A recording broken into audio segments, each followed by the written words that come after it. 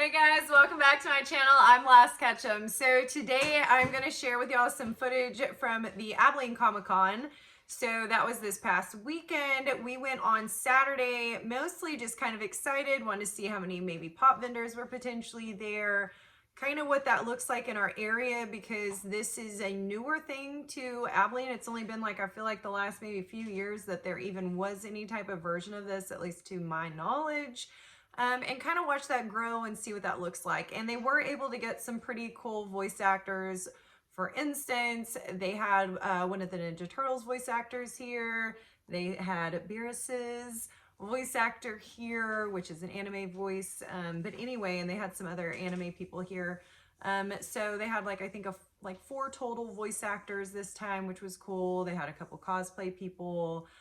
But we did have several booths of Funko, so it was exciting looking, checking it out, again, seeing what was available, seeing what we could, you know, potentially trade and look at. So I wanted to share that with y'all and let y'all see kind of what our local experience was like. Because again, this isn't one of those like huge ones. This isn't one that's been established for a really long time. So it was kind of like a fun little experiment. So I'm going to share some of that footage.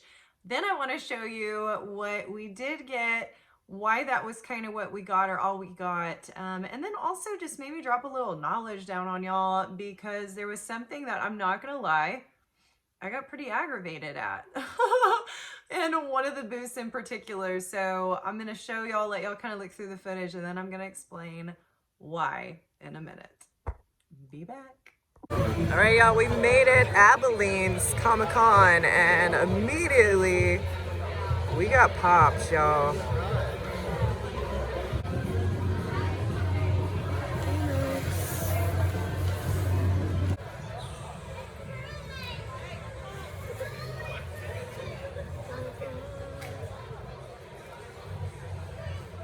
Trap jaw looking kind of cool there.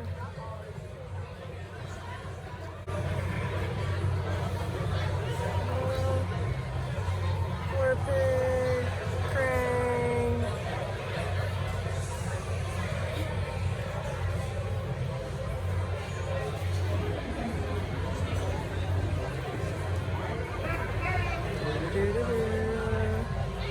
Here's some stuff we need. You see anything? Killer Croc looks dope. I feel like I have that.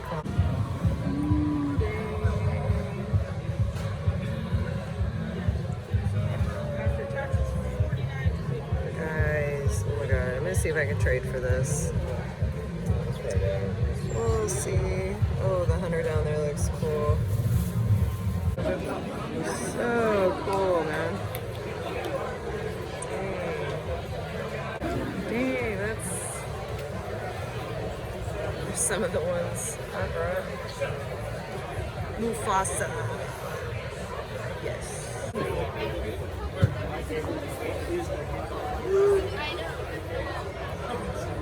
Oh. Albums.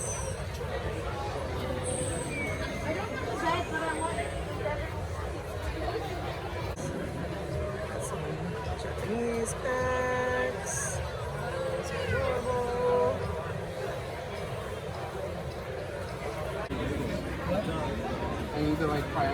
Oh, we got up there some signatures. Brooke. Ooh.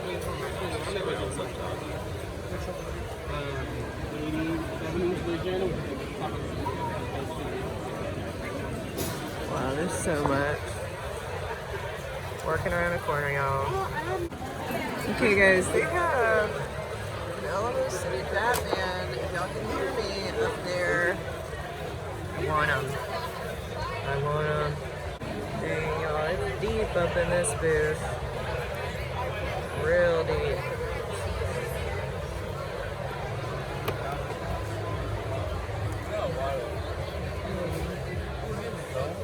Harvest Batman? Nice. This is actually on my wish list. Which one? Pokemon.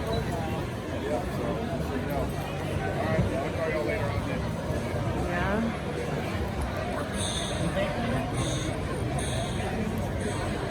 Good booth. I'll do that.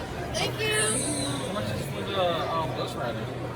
Ghost Rider? Yeah, right there. And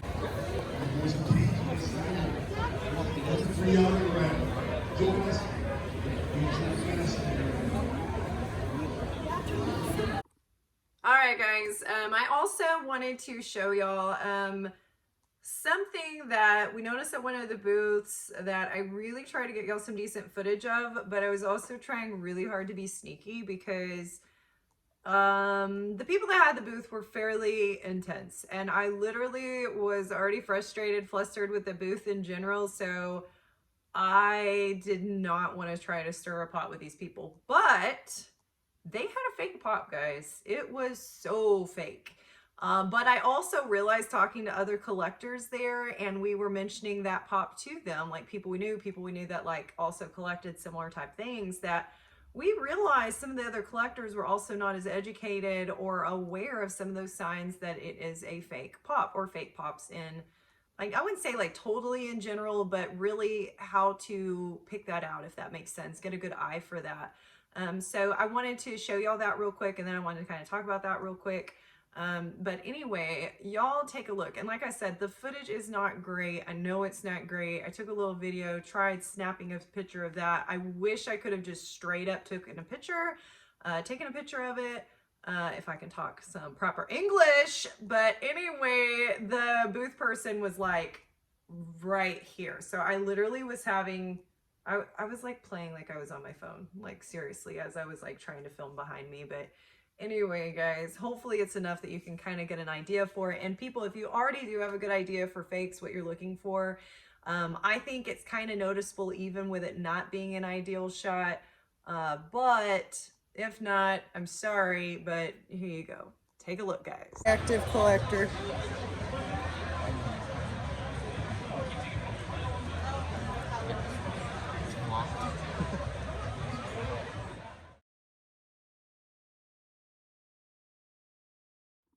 All right, y'all. So, like I said, hopefully that wasn't like too insanely blurry to tell, but my goal, regardless of whether I could get a good image of that or not, and like I said, I was more just trying to avoid confrontation at this booth, but it was really just that, guys, please look into signs of what is fake and what's not fake.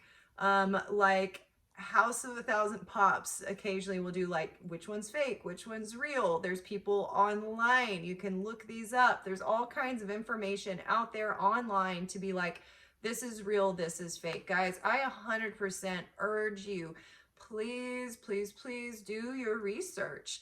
Everything from colors to fonts to placements, because sometimes it's something as subtle as like a cut on something, or it's the wrong lettering, or the coloring is just really far off, or does that make sense? Like, it's not stuff where it's just going to be like blatantly like fake. But if you know some of these details and some of these important details, or details that a lot of fakes get wrong. Now, mind you, some are really good and it will be harder to tell, but like this was one, the colors were off, certain things, like it had multiple warnings, if that makes sense, that this was a fake pop. So this is one that it's just, again, I just see too many people potentially getting these, people selling these, and I really think that on both sides, a lot of times people just aren't aware or educated. So please do your research. If I cannot say that enough, guys. Do your research. What is fake? What is real? And if you have a specific pop you really want, get some images. I mean, you could even have those images ready to go on your phone if you're like, say, in the wild or at a con or,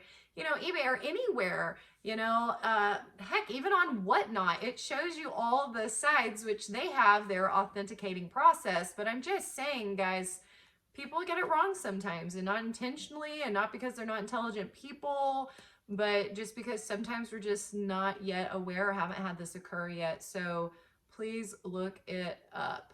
Other thing that I did notice, and I just want to say as a tip on doing your research on prices, because one of the booths I was frustrated with because they had a pop I really wanted, which was the Alamo City Batman.